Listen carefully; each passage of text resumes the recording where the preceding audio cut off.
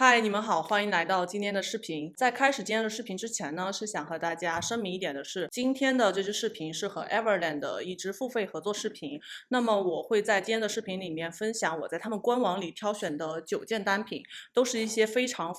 基础的一些单品。除了分享这些单品之外呢，我也会和大家分享我在平时挑选这些基础类的单品的时候，我会看的一些地方和我会如何去搭配它们。那我们开始今天视频吧。我相信大家对 Everland 这个品牌真的都是非常的不陌生了，因为它这几年都做得非常好嘛。那么对于我来说，我最喜欢 Everland 的一个地方，就是因为我觉得他们是在做一整个行业里面大部分人都不愿意去做的一些事情，而且我觉得当你在做一个大部分人都不愿意去做的事情的时候，就表明它是一件非常难做的事情，肯定就不是一件非常好做的事情嘛。再加上 Everland 他们现在每一个季度或者说不间断的都有在出一些环保的理念和一些新的一些事情，再加上他们也在想要把整个行业相对透明化，这些部分都是我觉得其实非常难做到的吧，所以这是我非常喜欢他们品牌的一个地方。然后我在今天呢，我会和你们分享9件我在他们官网上选的单品，然后都是其实我自己本身就非常需要的，而且我也觉得在今年的秋冬天都是会有大的用途的一些单品。然后第一件呢，就是我现在手里的这一件，我当时选的时候我就想的是一定要把它作为是一个秋冬季结穿的时候最里面的那一层，因为它这一件它的材质是一个100%的羊绒，再加上它的羊绒也是一个 A 级别的羊绒，然后 A 等级的羊绒的意思呢，就其实是它是羊绒里面最好的羊绒。其实我之前就是知道，其实不同的材质它也是有分等级的，西瓜也有甜的西瓜和不甜的西瓜嘛，其实是一样的。然后这件我穿下来，其实也是能够真切的感受到它和我之前买过的一些羊绒衫是完全不一样的。因为我之前买过那种羊绒衫，还是会让我觉得脖子的这个地方很痒，也是有遇到过的。但是这件就是完全没有这样的感觉了，因为我收到它的第一天，我就是穿着它在家里穿了一整天，都完全没有这种感觉。然后我选这件的另外一个原因是因为它的领口。其实我觉得冬天对于像我这种大脸，然后脖子又不是特别优越的人来说，是一件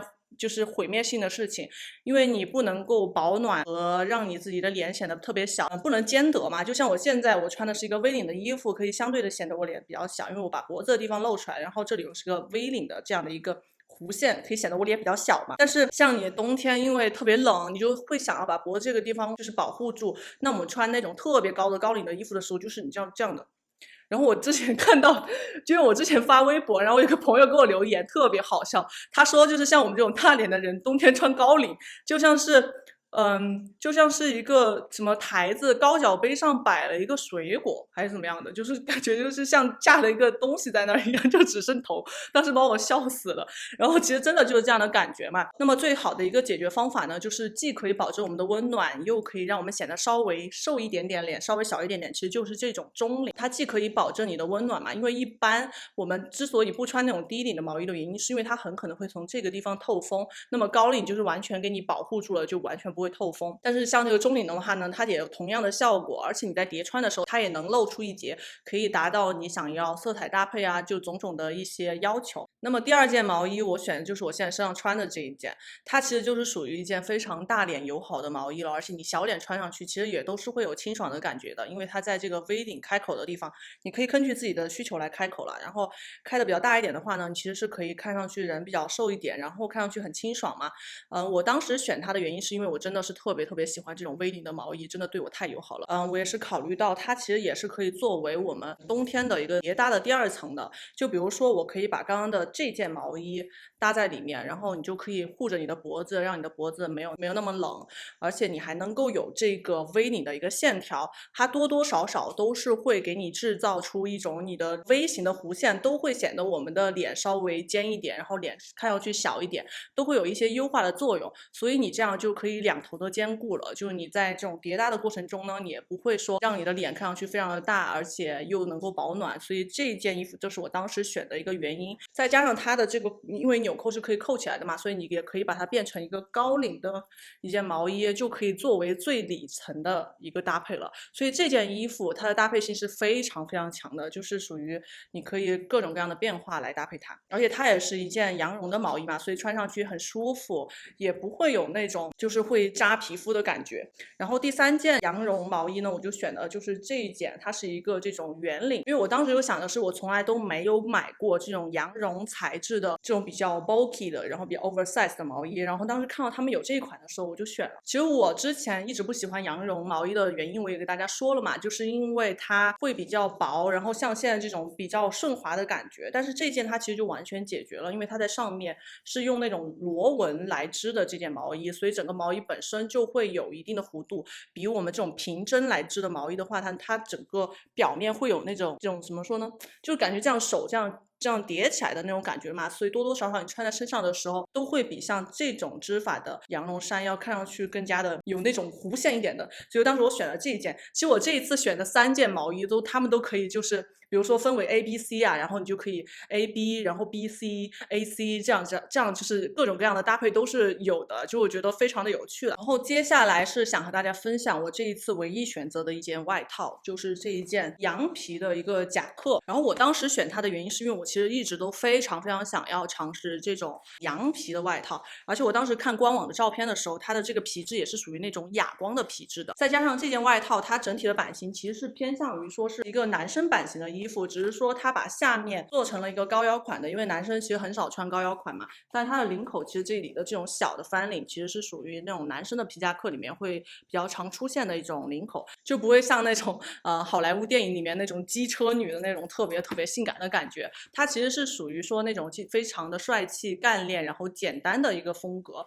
穿上的话呢也就是很修身的一个版型，就是我不光是可以在春秋天的时候作为外套来穿，我还可以2件外套叠搭的时候你可以作为里面的那件外套来叠搭，这样你进入了一个有暖气的地方或有空调的地方的时候，你把你的大衣一脱下，你其实里面的那整套也是完整的。然后接下来呢就要和大家分享3条牛仔裤，是我这一次专门挑选的，而且都是我自己最近非常需要的一个裤型。然后在这2条牛仔裤里面，大家可以发现是2条一模一样的纯黑色的牛仔裤。其实我当时选的时候，我是专门有想好的，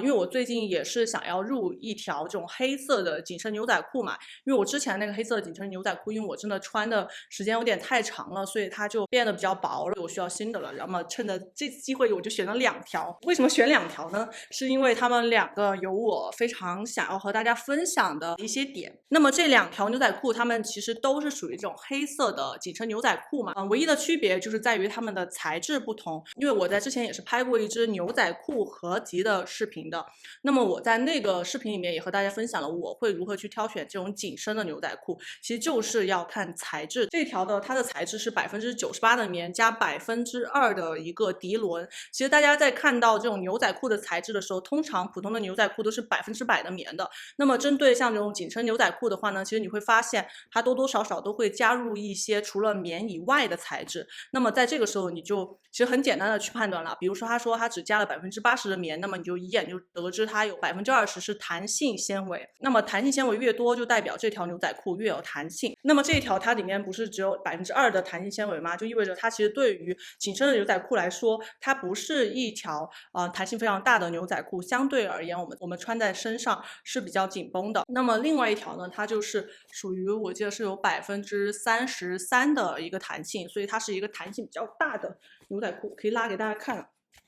看这条就只有一点点轻微的弹性，那么这条弹性就比较大。其实这2条里面没有说哪一条比较好，哪一条比较差，而是大家要根据自己不同的需求来挑选这种不同的一个紧身的牛仔裤。比如说这一条像这种弹性不大的牛仔裤，当你穿在身上的时候，就意味着它没有那么的会根据你自己的腿型来有一个变化。因为像牛仔裤它最大的一个优点就是说它可以修饰我们的腿型嘛，因为它本身有自己的一个版型，但如果一旦加入弹性纤维又是一条紧身的牛仔裤的话，就变成了一个有点像 legging 的东西，所以它穿在身上的时候就会立马显出你的腿型。那么我通常在选择这种没有太大弹性的紧身牛仔裤的时候呢，我就是想要它没有那么显露我的一个小腿肚子。其实大家可以看对比啦，就可以发现像这种没有那么多弹性纤维的牛仔裤，当你穿在身上的时候，它不会那么大的根据你的腿型做变化，所以它就不会显露出我自己身材没有那么满意的部分的，比如说我的小腿肚子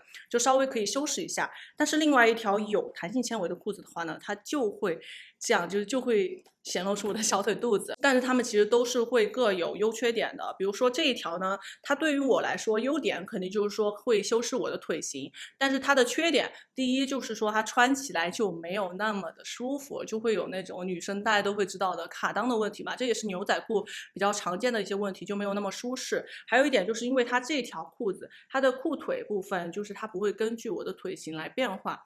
它会有自己的一个弧线的话呢，它就没有那么显示我的脚踝，所以在我脚踝那部分它显示不出来的话，在我搭配某种类型的鞋子的时候，其实是会显得我的腿比较粗的。然后像这一条有弹性的裤子，缺点我也和大家说了，就是它会根据你的腿型来变化，但它的优点也是很明显的，就是你穿上去会非常的舒服，就会比那种没有弹性的牛仔裤舒服很多。还有一点呢，就是它的脚踝部分，因为它会根据你的腿型变化，它会紧贴你的脚踝，能够把你脚踝的细体现出来，就能够显瘦。所以我平时在搭配的时候，选择这种紧身牛仔裤的时候，我就是会根据自己不同的搭配需求来选择的。而且这2条都是我非常非常推荐的，穿上去都很舒服，而且版型也各有各的好。然后之后关于牛仔裤的选择的话呢，我也会专门再做一个牛仔裤的合集，再和大家仔细的分享一下，这里就不要分享那么多了。然后就是这2条牛仔裤，然后接下来想和大家分享另外一条牛仔裤，是一条直筒的牛仔裤。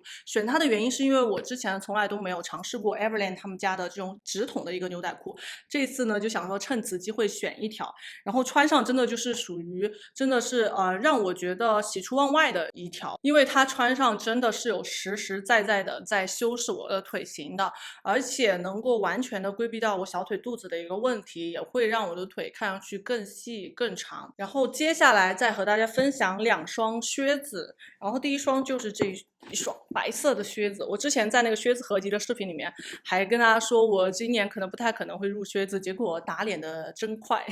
然后这次主要是有这个机会嘛，然后我又看到他们出了这种像西部牛仔靴的类型的靴子，我就想说那就选一双回来试试看。然后这双靴子其实和我之前和大家分享过那种西部牛仔靴，它有个最大的不一样，就是它整体的版型就非常有 Everlane 他们自己的一个风格，就非常的简约，然后顺滑，不会有更多其他的一些复杂的设计，所以当你穿在身上的时候呢，会比较有那种简约大气的感觉，就少了一点个性，但是更多一点的是那种润物细无声的一种感觉。再加上这一双靴子，它旁边是参考了像切尔西靴的那种弹力带的一个设计嘛，黑色弹力带，所以当你在搭配那种黑色的裤子的时候，从侧面的时候，它可以直接延长到这里嘛，其实非常的拉长腿型。再加上这双靴子，其实大家可以参考，我觉得应该很多朋友都看过我那支如何挑选靴子的视频嘛，其实它也都是符合我当时和大家说的那些要求的，比如说这个地方比较宽，然后在正面的位置，大家可以看到在正面的这个地方很窄，所以你穿上你的脚踝是很细的，再加上有这个弹力绳的地方，所以我们在走路的时候，因为这里可以稍微缓冲一下，也不会有那种会卡脚呀或者磨脚的问题，穿上是非常非常舒服的。反正这双靴子我觉得是非常的推荐给如果你在寻找一双就稍微那么一丢丢的有西部牛仔靴，但你不想要那种非常夸张的个性的朋友的。然后接下来的一双靴子呢，是我今年在写我的那个靴子心愿清单的时候，其实是提到过的，就是我今年非常非常想买的这种雨靴，有这种类型的靴子，其实它价格非常便宜，好像是$75因为它整体的用的都是那种胶质嘛，就是一个真真实实的雨靴，是完全可以就是下雨穿出去，然后下雪穿出去的。然后我当时选的就是想说，我想要在今年的冬天在下大雪的时候，要踩雪的时候，或者说下大雨的时候，我也是能够美美的搭配的出去的，所以我当时就选了这一双。然后当时我选这个纯黑色的原因是因为我觉得它其他的通常都是这里有不同的颜色，然后像前面的这个部分其实都是有一个黑色的一个形状的嘛，那么那种撞色的一个设计呢，我首先担心的就是它太像雨靴了，就会少了一点时髦的感觉。所以当时我看到这双黑色的时候，就立马决定就是这双黑色，因为当你这样单看的时候，你并不会觉得它是一双雨靴，而偏向于比较像一双比较那种胖头感的那种笨重感的一个切尔西靴。我自己给它总结下来的就是这双靴子比较像是切尔西靴里面的老爹鞋，就它整体的版型会看上去更大一点，所以会更 chunky 一点。你穿在身上的时候也能够平衡，特别是在秋冬天，你上面穿的比较大嘛，那么你去穿那种非常小的一个切尔西靴的时候，当然如果你的身材比例特别好无所谓，那么你身材比例没有那么的好的话，如果上面穿的特别大，然后脚下面的鞋子又很小的话，就反而会显得你头比较大，然后上半身比较矮，因为视觉重量是往下走的嘛。那么这双靴子就能够完美的解决这个问题。然后好了，这就是我这一次想和大家分享的这9件单品，都是我这一次挑选下来的，我最近都非常需要的一些单品。那么在我之后的穿搭中，大家也可以持续不断的看到它们。那么我在之后的视频里也会和大家分享，就是我会在秋天的时候如何去叠搭像这种高领衫啊、毛衣啊之类的这一类型的一个主题，也会和大家尽快的分享我的牛仔裤合集和我如何去挑选牛仔裤。希望大家喜欢今天的视频吧。如果还没有关注我频道的朋友，记得点击下方关注我的频道，也可以去关注我的微博、微信公众号还有 Instagram。那就是这样吧，那我们下次视频再见，拜拜。